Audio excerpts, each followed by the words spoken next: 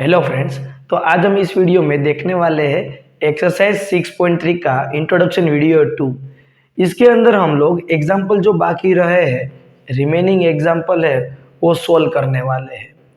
हमने last video में 6.3 introduction 1 में 3 थियरम सीखे हैं परमुटेशन के। फर्स्ट थियरम क्या था कि n ऑब्जेक्ट है, n डिफरेंट ऑब्जेक्ट है और अगर repetition is not allowed, n different object है, n different object and repetition is not allowed. तो मैं ऐसा लिख रहा हूं रिपीटेशन इज नॉट अलाउड। तो हम कौन सा फॉर्मूला यूज करते थे बच्चों? NPR। क्या यूज करते थे? NPR। और फॉर्मूला होता है n factorial, number of object है वो फैक्टोरियल, डिवाइड बाय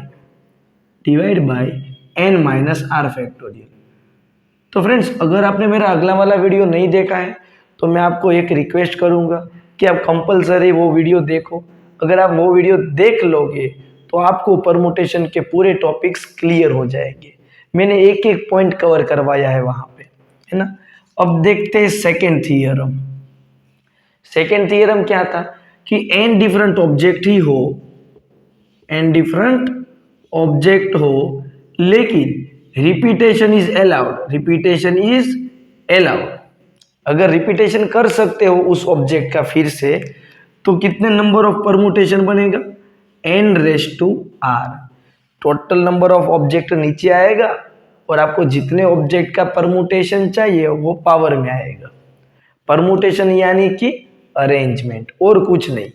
और हमारा थर्ड थियरम कि सारे डिफरेंट ऑब्जेक्ट नहीं है, टोटल n ऑब्जेक्ट है, n ऑब्जेक्ट है लेकिन उसके अंदर P1 ऑब्जेक्ट रिपीट हो रहा है P1 टाइम, कोई दूसरा ऑब्जेक्ट रिपीट हो रहा है P2 टाइम। वैसे कोई Pn ऑब्जेक्ट है वो भी रिपीट हो रहा है Pn टाइम्स, तो उसका टोटल नंबर ऑफ परमुटेशन क्या होता है? टोटल नंबर ऑफ परमुटेशन क्या होता है? टोटल ऑब्जेक्ट का फैक्टोरियल डिवाइड बाय जो रिपीट हो रहा है उसका फैक्टोरियल अलग से आएगा। आपको ये समझ में आया? और इसके बारे में तो मैंने पूरा डिटेल में समझाया है लास्ट वीडियो में, रूट वाला एग्जांपल लेके, ठीक है। उसमें वो 2 बार रिपीट हो रहा था इसलिए डिवाइड में हमने 2 फैक्टोरियल करा था।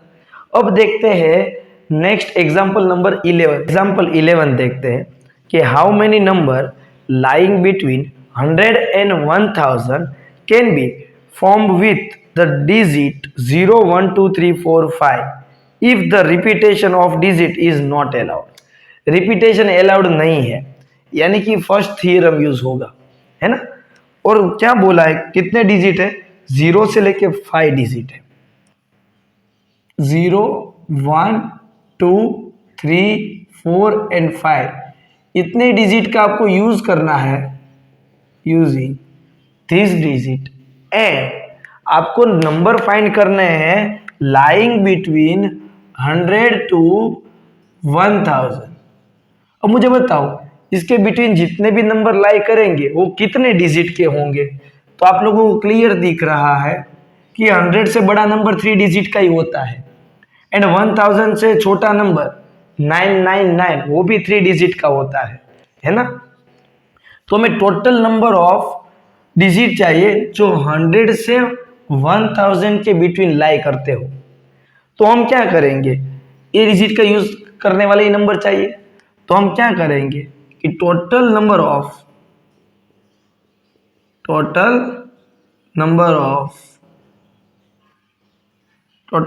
Numbers lying between 100 to 1000 using the digit 0 1 2 3 4 and 5। तो मुझे बताओ इन टोटल 6 डिजिट है, ये 0 से स्टार्ट हो रहा है ना, इसलिए उस 6 में से आपको 3 डिजिट का नंबर चाहिए।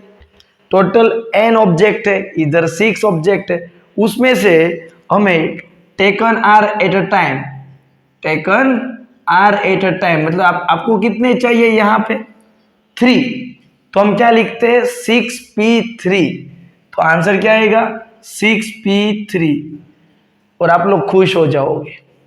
लेकिन यहाँ पे बच्चों एक प्रॉब्लम है। क्या है वो प्रॉब्लम? तो कि अगर मैं उन 6 में से कोई भी 3 डिजिट लेता हूं, तो यहाँ पे फर्स्ट पोजीशन पे सपोज मैंने 0 लिया, 0, और उसके बाद मैंने कोई भी नंबर लिया होता, तो क्या वो 100 से बड़ा नंबर रहता? नहीं। तो ये 6p3 के अंदर 0 फर्स्ट पोजीशन पे आ भी सकता है, क्योंकि वो इसमें इंक्लूड हो गया, क्योंकि इसमें से कोई भी 3 नंबर ले लेगा वो फर्स्ट पोजीशन पे। तो कैसे करेंगे? तो इसमें से अगर हमें माइनस करना पड़ेगा क्या, कि अगर फर्स्ट पोजीशन पे 0 हो, फर्स्ट पोजीशन पे 0 हो, वैसे कितने नंबर हो सकते हैं? तो चलो फर्स्ट पोजीशन पे 0 मैंने फिक्स कर दिया, तो बाकी बची कितनी पोजीशन? 2 पोजीशन। 0 हमने फिक्स कर ही लिया है, तो उस 2 पोजीशन पे कितने नंबर आ सकते हैं? तो कि 1 2 3 4 5 ऑब्जेक्ट है, तो उस 5 में से कोई भी 2 ऑब्जेक्ट वहां पे आ सकते हैं, 5p2। अगर आपको दूसरी मेथड सिखाऊं, फंडामेंटल प्रिंसिपल ऑफ मल्टीप्लीकेशन, तो आप इस क्वेश्चन को दूसरी मेथड से भी कर सकते हो। सेकेंड मेथड सिंपल है, total number of permutation, number lying between 100 to 1000। क्या? तो कि टोटल आपको 3 डिजिट का नंबर चाहिए, और वो भी 100 से बड़ा, यानी कि 100 से बड़ा नंबर चाहिए तो फर्स्ट पोजीशन पे 0 नहीं आना चाहिए, बाकी कोई भी नंबर आ सकता है या ना? बिल्कुल। तो फर्स्ट पोजीशन पे मैं कितने नंबर ले सकता हूं? 1 2 3 4 एंड 5 वेज से नंबर ले सकते हैं। सेकेंड पोजीशन पे मैं कितने नंबर ले सकता हूं? तो कि अब मैं 0 ले सकता हूं। अगर फर्स्ट पोजीशन पे 1 है तो उसके बाद 0 आया, उसके बाद कोई और नंबर आया, चलेगा। तो मैं 1 को मैंने सपोज ले लिया फर्स्ट पोजीशन पे, तो सेकेंड पोजीशन के लिए भी मेरे पास कितने वेज है? 5 वेज है। एंड थर्ड पोजीशन के लिए कितने वेज है? अब तो 2 नंबर यूज हो गए, तो बचे कितने? 4, क्योंकि रिपीटेशन नहीं करना है ना, तो आप डायरेक्ट भी आंसर निकाल सकते हो। 5 5 25, 25 5 4 100, यानी कि 100 नंबर मिलने वाले हैं। और ये मेथड में क्या था कि आपको 3 डिजिट का नंबर चाहिए यूजिंग 6 डिजिट, तो 6p3। ओ, लेकिन फर्स्ट पोजीशन पे 0 भी आ सकता है। अगर फर्स्ट पोजीशन पे 0 आया तो 100 से बड़ा नंबर नहीं होगा, तो क्या करना पड़ेगा? तो कि फर्स्ट पोजीशन पे 0 फिक्स कर लीजिए, बाकी बची कितनी पोजीशन? 2 पोजीशन।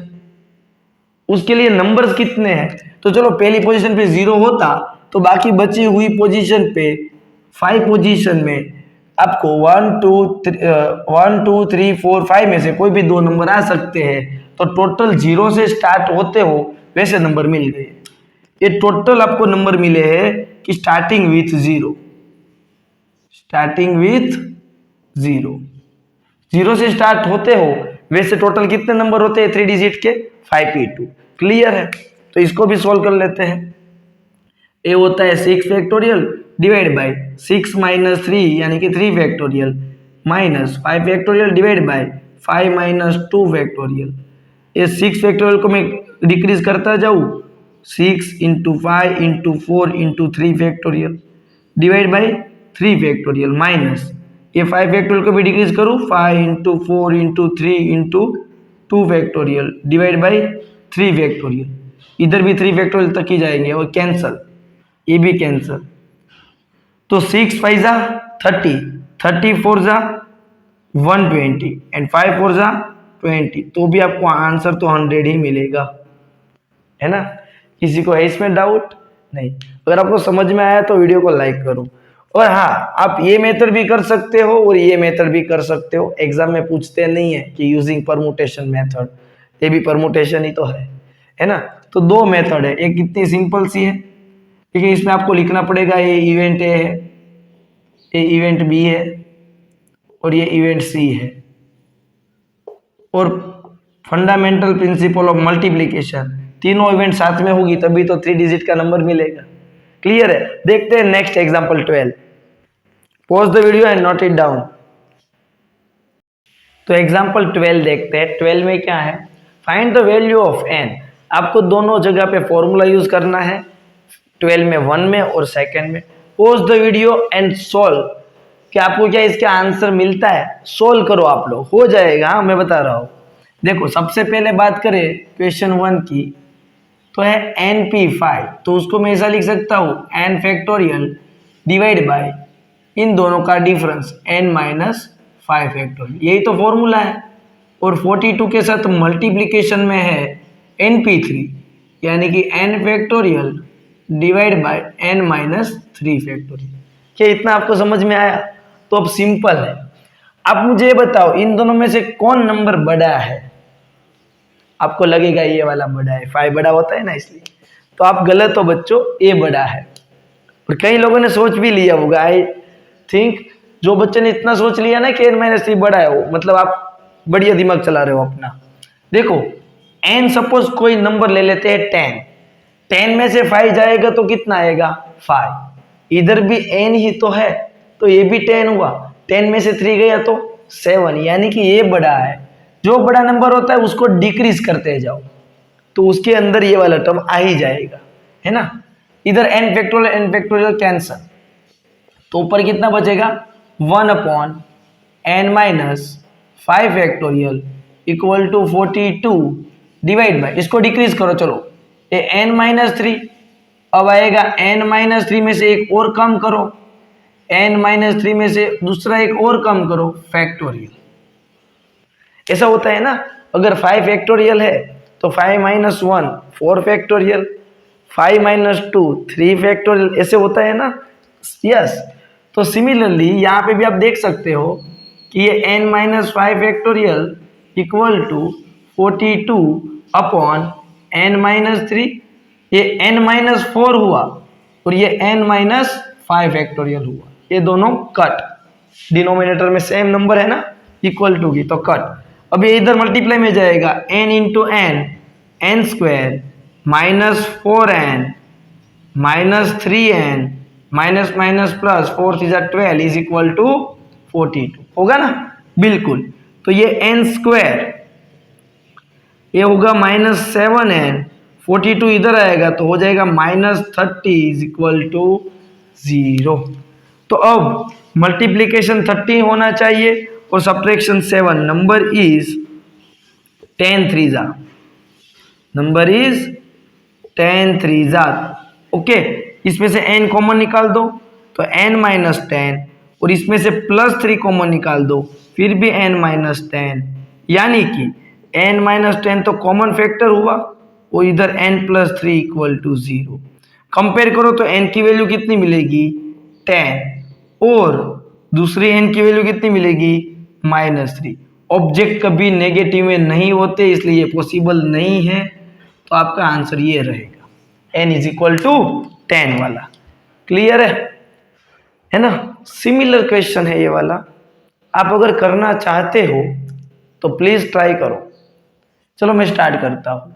ऊपर है NP4, तो फॉर्मूला होगा n factorial divide by n minus 4 factorial whole divide by n minus 1p4 यानी कि n minus 1 factorial divide by n minus 1 minus 4 factorial. Formula तो यही है कि इसमें से इसको माइनस करो, माइनस 4 है ना, चमका, यस, इज इक्वल टू 5/3। अब देख लीजिए आप ध्यान से, ये n फैक्टोरियल है वो n माइनस 1 से बड़ा है तो उसको डिक्रीज करते जाओ, इसको डिक्रीज करते जाओ, n minus 1 factorial divide by ये n माइनस 4 है और इधर n माइनस 5 है तो ये 4 वाला बड़ा है तो उसको एक और डिक्रीज करो, ये n माइनस 4 में से एक और माइनस करो, उसके छोटा टर्म आएगा ना एक कम, यस, इनटू अगर ये डिवीजन है उसको मैं मल्टीप्लिकेशन में कन्वर्ट करूं तो ये रेसिप्रोकल होके आ जाएगा, यानी कि ये सबसे ऊपर जाएगा और ये इधर जाएगा, तो ये ऊपर जाएगा तो क्या आएगा n minus 5 factorial divide by n minus 1 factorial, ऐसा आएगा, बिल्कुल।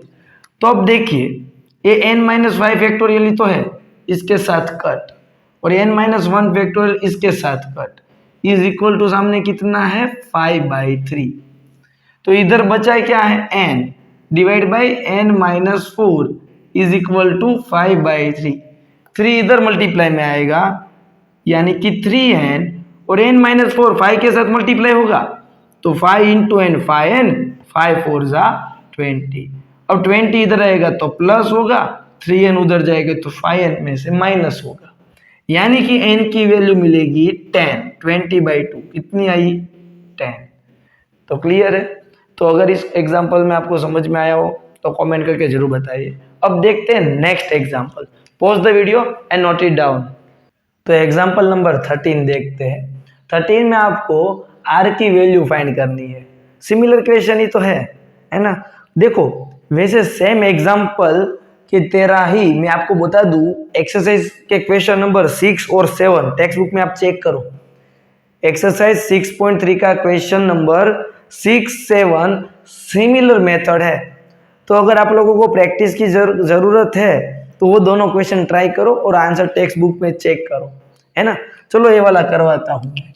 तो यहाँ पे 5 इंटू 4 PR है, तो मैं ऐसा लिखूँ 5 into 4 factorial divide by 4 minus r factorial equal to 6 into 5 factorial divide by 5 minus r minus 1 into factorial. यहाँ पे बच्चे गलती करते हैं, ये ब्रैकेट नहीं करते और बोलते हैं कि आंसर नहीं आ रहा सर। लेकिन अब ब्रैकेट नहीं करोगे तो ये माइनस साइन -1 को कैसे मिलेगा, उसको भी देना है ना।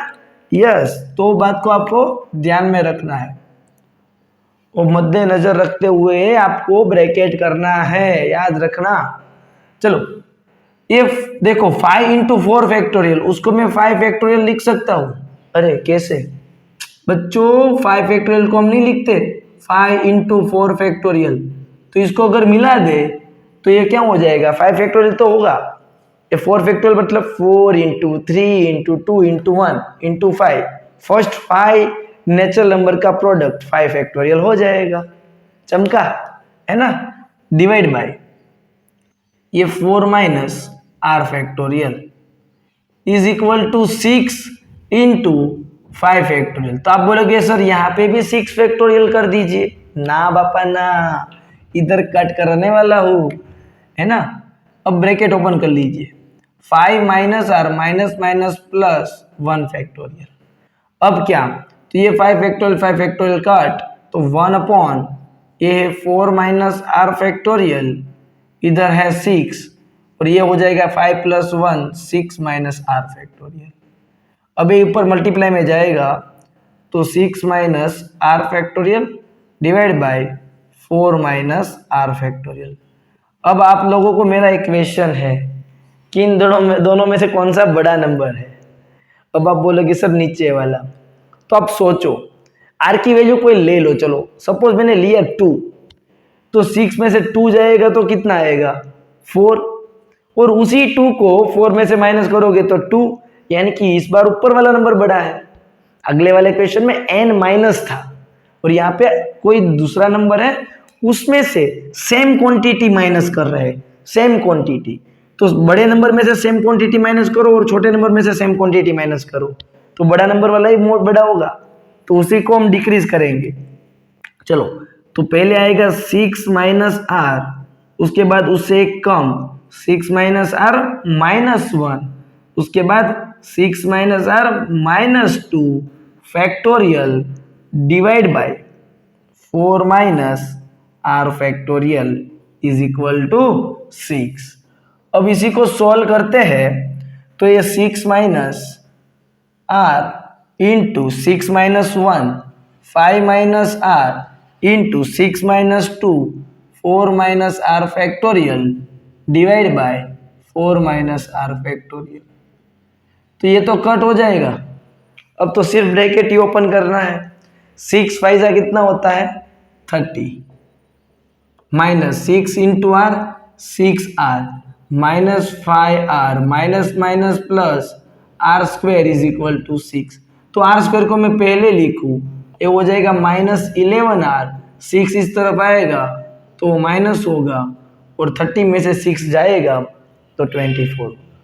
अब 8 3 प्रोडक्ट 24 होता है एंड 8 और r का एडिशन 11 भी होता है। Splitting the middle term, r common निकाल दूँ तो r -8 -3 कॉमन निकाल दूँ फिर भी r -8 इज इक्वल टू 0। तो ये r -8 कॉमन निकल जाएगा, बचेगा r -3 इज इक्वल टू 0। जब आप कंपेयर करोगे तो एक r की वैल्यू 8 मिलेगी और दूसरी r की वैल्यू 3 मिलेगी। तो फ्रेंड्स यहाँ पे क्या होता है आप देखिए, मैं इन दोनों में से एक वैल्यू को रिजेक्ट करने वाला हूँ। क्यों? अगर मैं 4p8 लिखूं, 4p8 तो क्या ये वैलिड है? 4 ऑब्जेक्ट में से 8 ऑब्जेक्ट का अरेंजमेंट, परमुटेशन, बिल्कुल नहीं।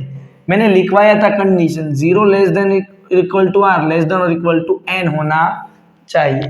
तो n यहाँ 4 एंड 5 है, तो r की वैल्यू 4 और 5 से छोटी होनी चाहिए। तो ये तो पॉसिबल नहीं है, तो ये पॉसिबल है 3, यानी कि r की वैल्यू क्या मिलेगी? 3। ये मेरे कहने से पहले अगर आपको समझ में आ चुका था कि r की वैल्यू 3 ही लेनी है, तो आप लोगों ने मेरा थियरी वाला वीडियो परफेक्टली देखा है ना? तो friends pause the video and note it down. और आपको ये पूरा वीडियो समझ में आया है तो लाइक करो, चैनल को सब्सक्राइब करो। अब हम मिलते हैं नेक्स्ट वीडियो में, क्योंकि ये वीडियो और लंबा हो जाएगा और जिनको पर्टिकुलर एग्जांपल देखना है उसके लिए भी इजी रहे, है ना? तो फ्रेंड्स आप लोग कमेंट करना मत भूलना, है ना? अब बढ़िया रहे, मजेदार रहिए। और मैंने जो बोला 6-7 नंबर का क्वेश्चन एक्सरसाइज का, वो प्रैक्टिस भी करते रहिए। चलो मिलते हैं, मजेदार रहिए, टेक केयर, बाय।